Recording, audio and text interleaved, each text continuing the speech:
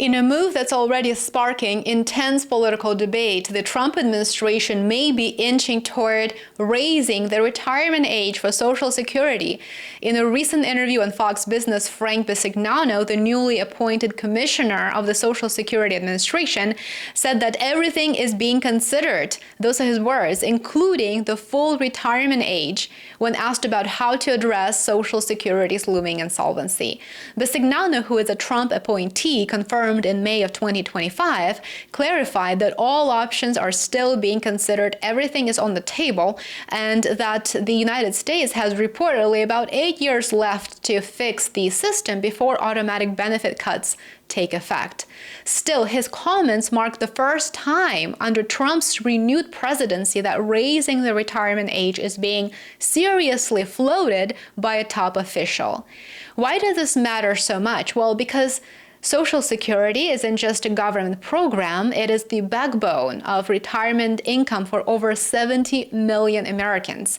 But according to the latest report from the program's trustees, the two trust funds that support Social Security, and they are Old Age and Survivors Insurance, and the second one is called Disability Insurance, are projected to run out of funds by 2034. When that happens, the program will only be able to pay about 79% of scheduled benefits unless Congress acts soon. To address the shortfall, several options are on the table at this time. Raising the retirement age is just one of them. Another is lifting the cap on taxable earnings, currently set at $176,100.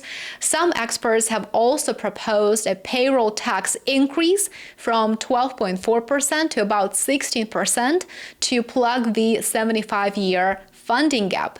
Unfortunately, I might add that an option to decrease financial military assistance to foreign actors is not viewed as a solution to cut spending and to reroute funds to benefit the Americans. But let's be clear, raising the retirement age is effectively a benefit cut. That is what it is. For every year that you raise the retirement age, that's approximately a 7% cut in benefits. As living costs rise and more seniors fall into poverty over time, increasing the retirement age could push millions more below the poverty line across the United States.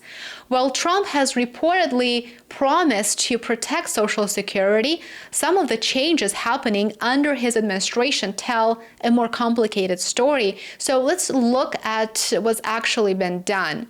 Earlier this year, President Trump signed into law what he dubbed One Big Beautiful Bill. There is an entire video here on my channel with the details. While it made headlines for various economic reforms, it did not fulfill Trump's campaign pledge to eliminate federal taxes on Social Security benefits. Instead, it temporarily increased the standard deduction for seniors by up to $4,000 through 2028. But this benefit phases out for higher earners, and it doesn't really touch those already paying taxes on their benefits. The bill also included sweeping fiscal changes, such as cuts to Medicaid and spending reductions across other social programs.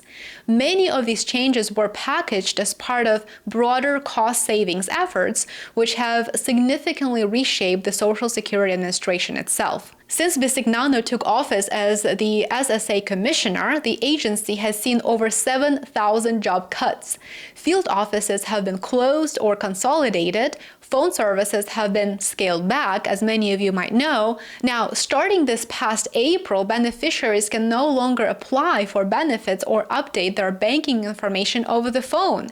They have to either visit local offices or navigate the online portal, a system that many older Americans may struggle with. These changes have drawn heavy criticism from advocacy groups and lawmakers who argue that it is becoming harder, not easier, for seniors to access the benefits that they've earned. The Center on Budget and Policy Priorities reports that each SSA employee now serves almost 1,500 beneficiaries. That is an all-time high, the highest number in 25 years, and also it is a clear sign of strain on the system. At the same time, time, President Trump has signed memos cracking down on non-citizens receiving benefits, which many do support. The administration has expanded fraud investigations, reinstated civil penalties for fraudulent claims, and increased scrutiny of mismatched Social Security records, especially for individuals over 100 years old. These moves are popular with part of Trump's base, but critics argue that they're more about political messaging than fixing the underlying fiscal challenges, and it is hard to argue with that statement. At the same time, some in Congress continue to push more aggressive reforms.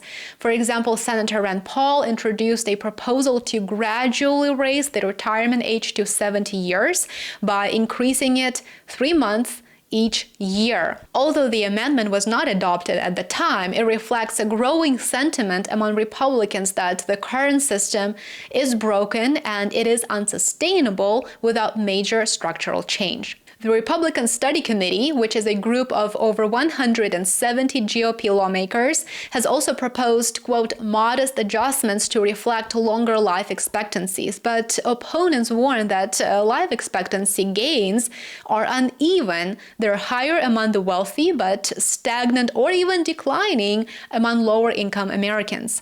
Raising the retirement age would disproportionately harm those who depend on Social Security the most. The Congressional Budget Office has estimated that increasing the full retirement age to 70 years would eliminate about half of the program's long-term shortfall, but the other half would still need to be addressed, either through more cuts or higher taxes. Both are unpopular, but there is really no other way out.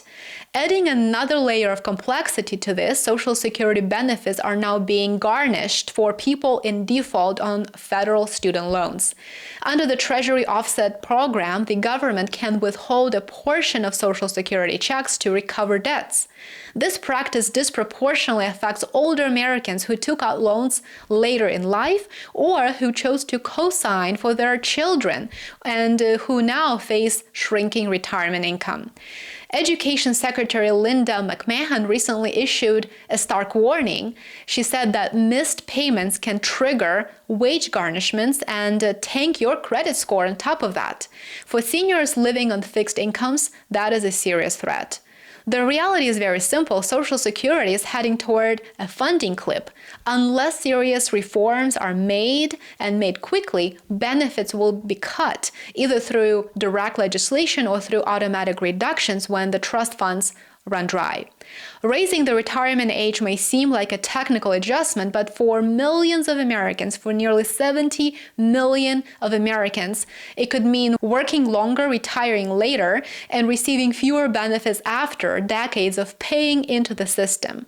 And for those already struggling, even a one-year increase could have truly devastating consequences.